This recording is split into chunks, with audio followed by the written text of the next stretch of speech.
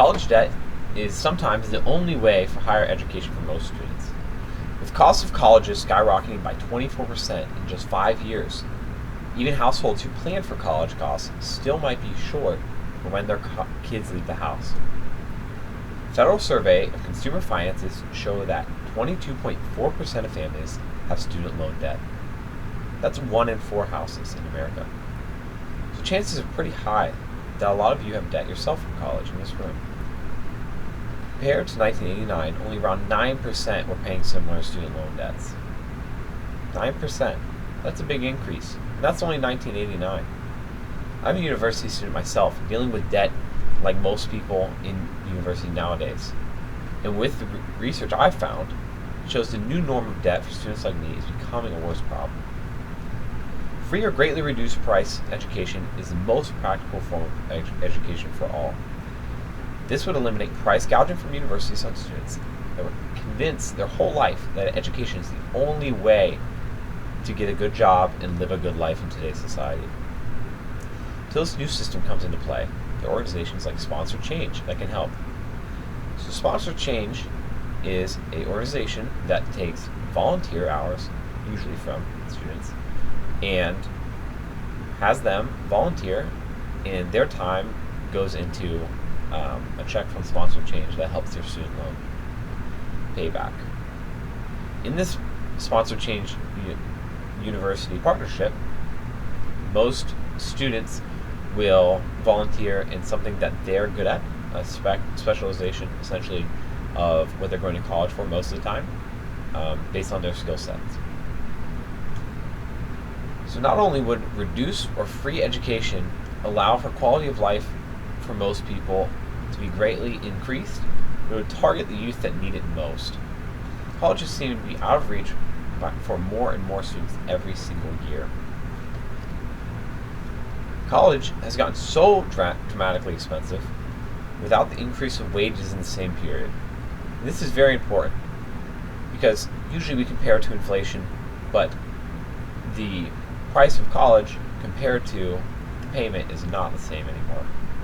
In the last 30 years, institutions have risen from the average of $12,716 to $31,231, and that's a 140% increase in tuition cost. Just 30 years. Payment and wages have not gone up that far at all. The average student loan debt in 2017 was somewhere around $37,000. $37,000.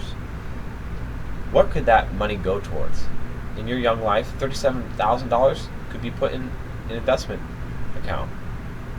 With compounding interest, $37,000 can really turn into something. That can be a full retirement for somebody right after college. But instead, it's doing the absolute reverse with student loan debt. So student loan debt is mounting to somewhere near $1.4 trillion in the United States right now, and increasing by $3,000 a day. With the increase in pricing, you would suspect, I'm paying more, what am I getting? But money is actually getting taken out of programs anymore, and it's becoming stretched thin. Most of the time, the funding is going more and more to what are called endowments. Endowments are investments usually at low risk that are guaranteed to meet a certain return value. These endowments make a large part of scholarships, professor salaries, and fellowships. So also another cut that's been happening lately is professor salaries. Lots of adjunct professors are coming in and not getting paid the best wages and having to do just as much work as other professors, but not getting paid or the benefits of other professors, just so they can keep more money into these endowments and reduce tenure professors.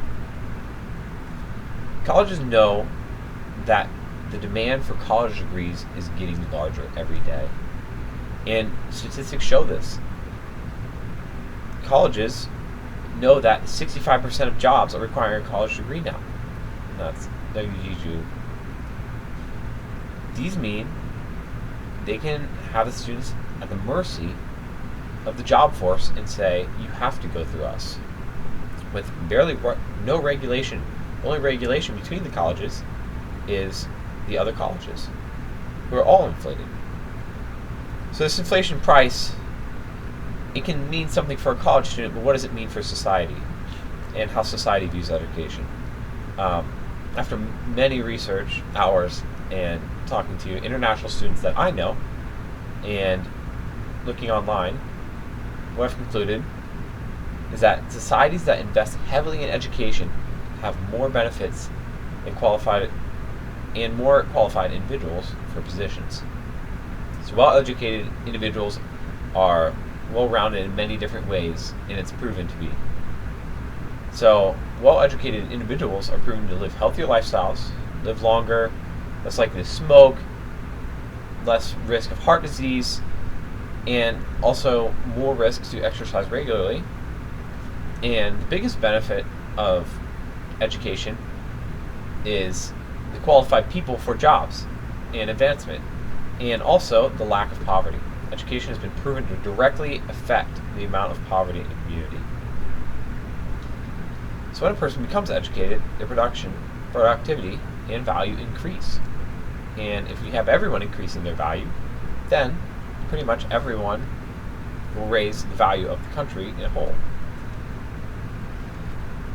So, how would we fund free education? If education has so many good benefits, where's the money now? Why are we not putting it into it as much? And this has seen some resistance in the last couple of years because it would be at the expense of taxpayers. Eliminating tuition would cost universities about $80 billion, and that's from the New York Times. This would bring the load down on taxpayers, right? And this would most easily be funded by taking small portions of the military budget, currently running around $700 billion a year, which is not even, it's roughly 10 times more than all of the education loans with all the universities for all year. And defense, although extremely important, has never made the U.S. a dollar. Any year has never had any profits. It's only been lining the pockets of large individuals with heavy power influences. So education, for all its investment, it's an investment that lasts and pays back generation over generation because educated people encourage their kids to be educated as well and see the importance within their lifetime of what education does to a human. So we need to be thinking towards the future for what will continue to keep the U.S. as the global powerhouse we have been for years. Investment isn't about the quick profit from now. It's about what we will benefit from generations to come. Education is shown to be one of the most impactful factors in an economy for general well-being. Most educated countries make more money, innovate more, and stay ahead of the ever-increasing competitive nature of today's world, making higher education more accessible to the masses of the country. It would be a start, and it would be a smart investment to the future of the country. Remapping where some of our funds would go is a huge debate with a change in education, and it will show it is a better investment for generations of America to come. Thank you.